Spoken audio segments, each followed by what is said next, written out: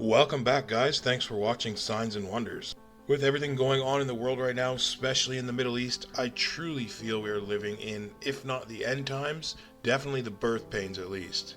So make sure you stick around till the end because I got some crazy stories to share with you guys. First we go to Russia. Russia says it will change nuclear doctrine because of the West. Russia will make changes to its doctrine on the use of nuclear weapons in response to what it regards as Western escalation in the war on Ukraine. Pretty terrifying, guys, because Russia's got a lot of nukes, and I don't think Putin's scared to use them if he has to. So the existing nuclear doctrine set out in a decree by President Vladimir Putin in 2020 says Russia may use nuclear weapons in the event of a nuclear attack by an enemy or a conventional attack that threatens the existence of the state. So he can use them not only for nuclear attacks in retaliation, but you heard it right, conventional attacks that threaten the existence of the state. Russia's military analysts have urged Putin to lower the threshold for nuclear use in order to sober up Russia's enemies in the West. I just want to make one thing clear before I proceed. I really like Vladimir Putin. I don't have anything against the guy at all. I think he's a great leader. So I'm just reporting stories that are happening around the world, guys.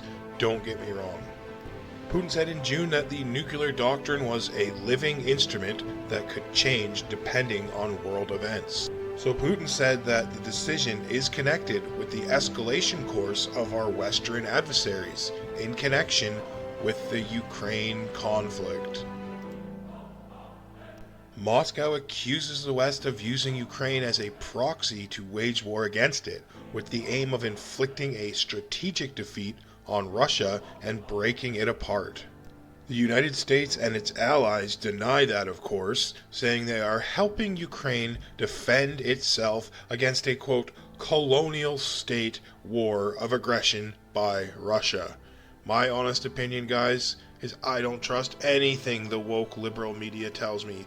If they tell me one thing, the leftist media, I follow the other thing. That's when I started researching Putin myself, and I can't find anything wrong about the guy. I can't find anything bad he does. Maybe some of you in the comments can correct me and let me know why Putin is such a bad guy. I would really like to hear your opinions. Alright guys, now we come to signs in the heavens. Fireball bursts like 60 tons of TNT, leaving smoke trails above the Midwest. So, like I said, this story is about signs in the heavens, guys, and I don't know about you, but I definitely think these signs that are coming in the sky are happening a lot more frequently these days. I would really like to know what you think in the comment section below if you guys also notice these signs appearing in the skies happening more frequently these days. Lots of Midwesterners were recently left impressed and momentarily wondering what the heck they just saw after a blazing fireball violently and loudly broke apart overhead. The fireball, which was later determined to be an asteroid fragment, was first seen soaring across the Midwestern sky about 6:13 a.m. So here is a picture of the actual event that was caught on someone's dash cam. Though it was already light outside, the fireball was particularly bright and clearly visible to witnesses in Iowa, Illinois, Minnesota, and Wisconsin. This is also another beautiful picture of the event. A quote says, "I saw a great bright white light and I thought that's unusually bright for a headlight on a plane this time of day."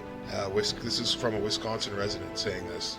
Now this photo is from the same thing, but an event that happened last year. It says they slowed down to get a better look and the object appeared to be rolling across the sky until it suddenly evaporated into two very white smoke trails. We now come to our next story about them wanting to silence us, guys. UK government wants to persecute non-crime hate speech. In the United Kingdom's escalating war on the freedom of expression, the UK Home Secretary is seeking to reinstate the prosecution of, quote, non-crime hate speech, overturning a 2021 court ruling which described the measures as a move toward a police state in Britain. According to an August 28th report 2024 in the UK Times, Home Secretary Yvette Cooper faces a legal battle to reinstate measures to interrogate, monitor, and even prosecute members of the public for a range of non-criminal remarks. Fortunately, the measure was struck down in a case brought in 2021 by this guy here, Harry Miller, the founder of UK policing campaign group Fair Cop. But that was in 2021. They're trying to reinstate this now. Apparently they are being reintroduced to combat anti-Semitism and, quote, Islamophobia. Can't stand those words. Funny, I didn't see them mention Christianity anywhere in this libertarian article, so I guess it's okay for people to treat Christians any way they want, right? Because why not? They can get away with it, as that's what they think.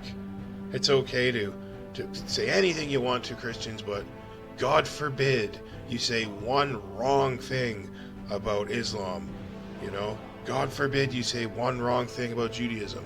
Christianity, it's alright. Walk all over them, do whatever you want. It's pathetic. North Korea test fires multiple rocket launcher with a new guidance system. North Korean leader Kim Jong-un oversaw the test firing of 240mm multiple rocket launcher with a new guidance system, a weapon capable of striking the South Korean capital with what the North Korean state media said was new destructive power. Also, a South Korean security agency estimates that they've shipped more than 13,000 containers of weapons to Russia since the mid-2022s, which could mean 6 million North Korean artillery shells for Russian forces in Ukraine. Now again, I don't necessarily think that's a bad thing because I side with Russia in this. Kim attended Tuesday's test of the Multiple Rocket Launch System, or the MRLS, that is produced at Defense Industrial Enterprises under the Second Economic Commission of North Korea. The MRLS technically updated its maneuverability and concentrated firing capability, which proved to be advantageous in all indices, including newly applied guiding systems, controllability, and destructive power. The weapon could put the South Korean capital Seoul and surrounding areas in range. Floods in Niger claimed 217 lives and displaced 353,000 people. The ongoing rainy season in Niger has caused widespread devastation, severely affecting the population. Over the past 3 months, heavy rainfall and flooding have displaced more than 353,000 people. More than 17,000 livestock have perished, and more than 7,500 acres of crops have been destroyed. Additionally, 22 tons of food has been lost, compounding the challenges of food security in the area, which is already a huge concern for them. Not only that, but the floods have also raised concerns about increased risks of waterborne diseases such as cholera and malaria, which could further exacerbate the situation. A lot of people in that side of the world are already dropping from malaria and stuff. They very, very much fear malaria there already. So this is just going to make things worse. The rainy season in Niger typically lasts until the end of September, so more rainfall is expecting in the coming weeks. Thank you so much for watching, everyone. Please make sure you subscribe and turn on all your notifications so you never miss an update. God bless you and your families. See you in the next video.